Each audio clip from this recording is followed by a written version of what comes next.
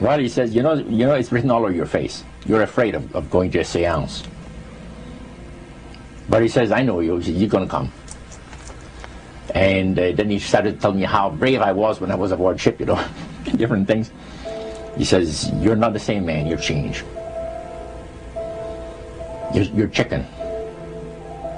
That's all I needed to hear.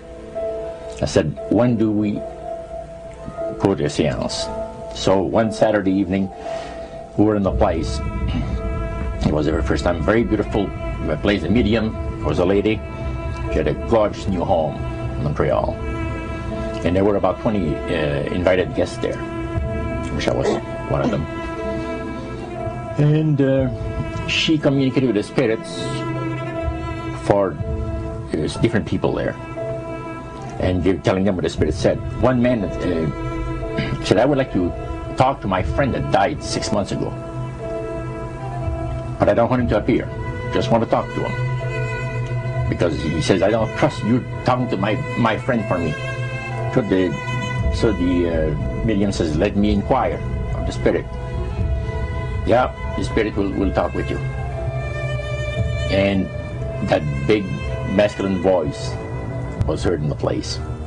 It says, hi Frank, it's nice of you to ask for me to talk with you. And they had a little chat. And after it was over, Frank says, this is the greatest thing on earth, to be able to talk with the spirits of the dead. Then the medium said, we have a very special surprise tonight for you people. A spirit will manifest itself openly here in a few minutes. And it's like a big gust of wind hit the building. And right through the wall. Now the lights weren't terribly bright, but they were like living room lights. A couple of floor lamps and maybe some of these. And that translucent being seemed to come right out of the wall. How did you feel right at that moment? It's almost like my heart stopped a little bit. You know, very weird feeling. So it was a lady in a beautiful evening gown, swirling. And she said to Mary, my dear sister, you are so wonderful to have asked for me. And Mary fainted and fell right off her chair on the floor. And a couple of guys jumped up and picked her up, and spirit gone. And that was the beginning of it. That's how you got into it. Yeah, that's the way I got into it. After a while, you see, there's something interesting about the human mind. You can adjust an awful lot of stuff. You can adjust to a lot of things that would terrify you to begin with. After a while, they become common and ordinary. So you mean contact with the supernatural can become commonplace and ordinary and doesn't bother anybody? Yeah. In other words, the more that you do it, you're not uncomfortable. That's right. It's just not an uneasy feeling. Yeah. So how did you feel about it? Then I got into a secret society that worshipped the spirits, you see. Okay, now how is that different from the seance, Roger? It happens that the seance are not involving in many ways. But when you get into a secret society of spirit worshippers, then, and especially when you're invited there by the direction of the higher-ups in the spirit world, you never get out of there alive. And this is exactly what my friend and I were up against. We didn't know anything about. And there was a very, very popular big band leader. Jazz musician? Band, yeah, very famous. And one night we went to one of these seances, and he was with his wife. So Roger, you're at this restaurant. What happened? We sat there, and we had our favorite alcoholic beverages, you know. And as we talked, the band leader says, I want power. I go right to the source of power. And he says, how do you think that I became famous the way that I am? Well, I said, you must have had some good luck. Well, he says, there's no such thing as good luck. He says, there's either some power working for you somewhere, or you don't get ahead in this world. Not in my type of occupation. So it went from there. We got talking about spirit worship. Did it intrigue you? Or did it make you want to find out more about what exactly he was talking about? Yeah. So he said the supposed spirits of the dead that you're talking with are demon spirits. They're fallen angels. They're beautiful beings. Just set it out, just like that. Oh yeah.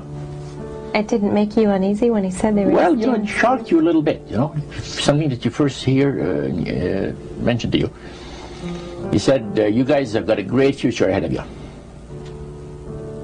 Because we've been told, the high priest of our society, secret society, has been told that the master has very special plans for you too. Now, what did he mean by the master? Satan. And we were interested to hear more about it. And he told us, he says, look, we worship spirits. We worship Lucifer and all his angels. They're just as beautiful as they did before they were cast out of heaven. He says there was a misunderstanding in the whole thing. He says among the inhabitants of the galaxies. And he says our master was misunderstood. And God did not bear with him like he does with people that make mistakes today.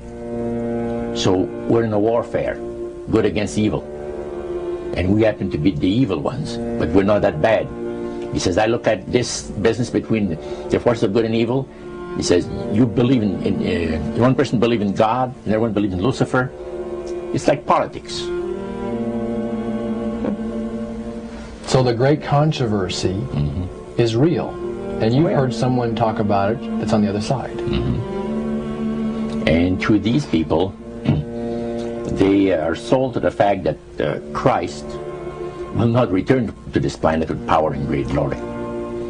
He's going to abdicate all claims to the planet, because the high priest once said that Christ will abdicate all claims to the planet because he knows that it is lawfully and rightfully Satan's. And at that time, he says, so the priest says, well now, he says, for those of you that are new, let me tell you that this is the most feasible way, he says, to please the spirits. It's to deride Christ and his people, you know, and his church and all that. So they sing out of Christian hymnals. They didn't sing Christian words to the hymns, however. Well, they changed a lot of them. Yeah. Not It's a form of blasphemy. Such as you see today in the rock music world. You see the entertainers, they have these crosses. The ladies got earrings, crosses. The guys got crosses. This is a form of blasphemy, a form of deriding Christ. You see.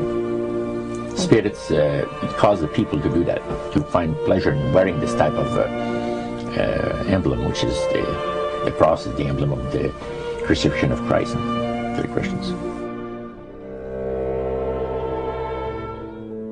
Better to reign in hell than serve in heaven, is that it? Why not? I'm here on the ground with my nose in it since the whole thing began. I've nurtured every sensation man has been inspired to have. I cared about what he wanted, and I never judged him. Why? Because I never rejected him. In spite of all his imperfections, I'm a fan of man. I'm a humanist. Maybe the last humanist. Who, in their right mind, Kevin, could possibly deny the 20th century was entirely mine?